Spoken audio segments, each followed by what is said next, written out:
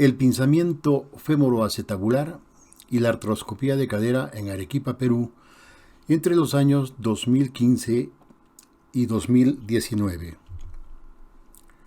El pinzamiento femoroacetabular es una patología de cadera con resolución considerada dentro de la cirugía de preservación de cadera, cuyo concepto implica que la cirugía puede aumentar la longevidad de la cadera nativa afectada y evitar o retrasar la necesidad de una artroplastía. Este es un concepto de Freeman en el 2014 según el Journal de Cirugía de Preservación de Cadera. Al doctor Reinhold Ganz debemos muchos conocimientos sobre cirugía de cadera y tratamiento quirúrgico de la displasia residual.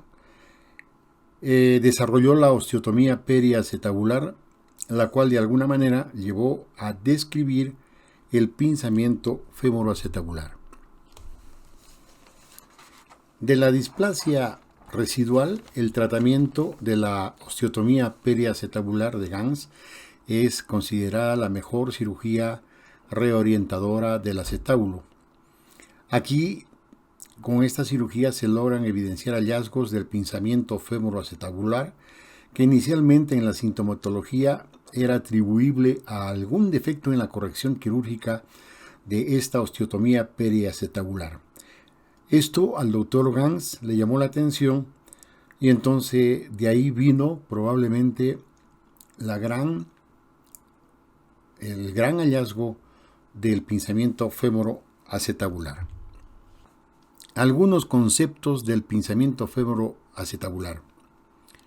Por ejemplo, en el año 2017, AEDI y también el mismo año de hipótesis médica Eicher y otros en Suiza, hacían una descripción de este pinzamiento como sutiles deformidades de la cadera que son responsables en un 90% de la coxartrosis.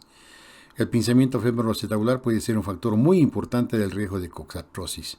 Otro concepto era que provoca coxartrosis por migración y microinestabilidad de la cabeza femoral.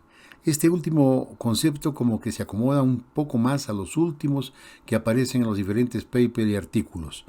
Además está señalar que en esa posibilidad de desarrollar la coxartrosis, estas deformidades tanto en acetábulo como en la zona de cuello cabeza femoral, desarrollando la coxartrosis, lo que viene después es la prótesis total de cadera y finalmente la revisión protésica, que vendría a ser prácticamente el final de la articulación de la cadera.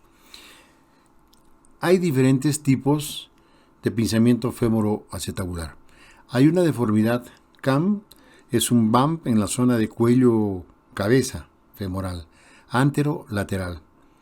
Y entonces impacta con el labrum, el gran protector de nuestro acetábulo, el gran protector del cartílago acetabular, que finalmente se daña con el impacto repetitivo y tenemos la artrosis. Y por el lado de la copa del acetábulo tenemos una prominencia que sobresale, se hace un poco retroversa y esto es el pincer, que igualmente destruye el labrum con lo que ya hemos hablado. Entonces tenemos que decir también que siendo CAM y siendo pincer los principales tipos de pinzamiento femoroacetabular, hay el tipo mixto, que es de la presentación de ambos en una cadera y que viene a significar un 85% de incidencia.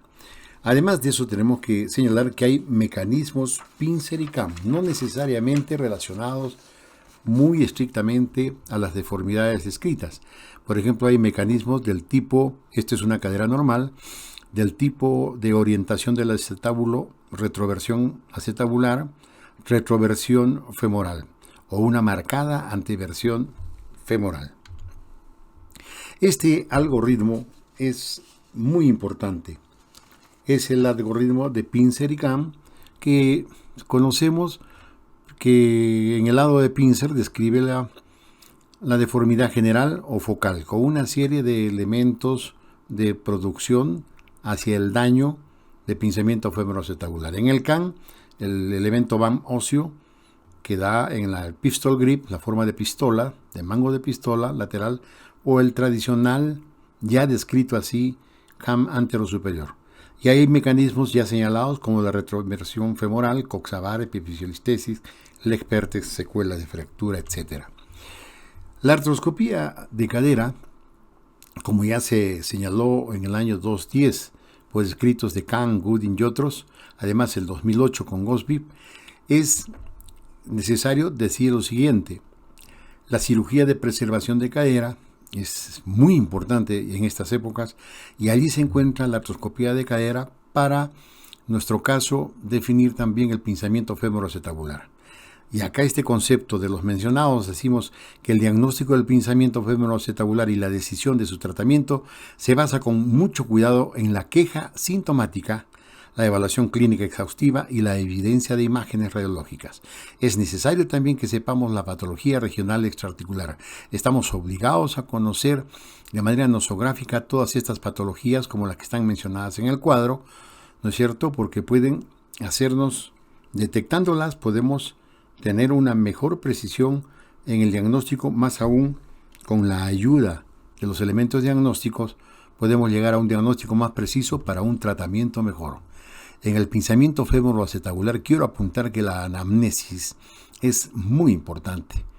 En la cirugía de preservación de cadera probablemente la anamnesis pasa de largo, pero creo señalar que es algo de lo más valioso dentro de la valoración de un paciente. No es igual una valoración de datos anamnésicos en un paciente menor de 50 que mayor de 50 años. Las actividades que desarrolla también pueden ser aquellas que condicionan desencadenando el pinzamiento femoroacetabular. El tiempo de molestia, dolor. Puntualizo molestia porque hay que darle importancia. No solamente debemos detectar cuando duele la zona de la cadera, sino cuando ya hay una ligera molestia. Es el mejor momento para poder actuar. Creo que a la molestia debiéramos decirle dolor para poder estar más precisos en el hallazgo de diagnóstico de la patología de cadera. No es igual encontrar a un paciente antes o después de los 3 meses. La zona del dolor que nos indica también. No es igual sentado o en la marcha que le duela, cruzar la pierna, subir un automóvil, voltearse en la cama y referir algún clic en esa zona. Esto es muy importante entonces, la anamnesis para nuestro trabajo. En el pinzamiento femoroacetabular, el examen físico, tanto de pie como sentado, o en la posición de cúbito supino, de cúbito lateral o de cúbito ventral, hay muchas maniobras en todas las posiciones descritas. En esta posición supino, de cúbito dorsal, estamos viendo el doctor Benjamin Dohm, haciendo la prueba más conocida, que es la FADIR, que es flexión, aducción y rotación interna. Es la prueba gold standard, podríamos decir, para el diagnóstico de pinzamiento femoroacetabular. Llegamos al diagnóstico de imágenes y tenemos que ser exigentes en nuestra radiografía. Esta radiografía AP de pelvis con caderas, es preferible las dos, tiene que ser muy bien tomada con una teleradiografía de 120 centímetros, con una punta de coxis a la sínfisis entre 1 y 3, los agujeros obturadores muy simétricos que nos van a permitir definir bien lo que pueda significar sospecha de pinzamiento femoroacetabular. Y también darnos cuenta los fondos, el fondo acetabular y la relación con la cabeza para definir lo que es normal y lo que puede ser una protrusión ósea o una coxa profunda. Hay 3 radiografías que las tengo acá, que las menciono porque son casi básicas, importantes para poder ayudarnos. La radiografía P que acabo de hablar, en este caso estamos viendo el lado izquierdo, que ya se insinúa un cuello-cabeza deforme como CAM, pero se verá mejor en otra posición.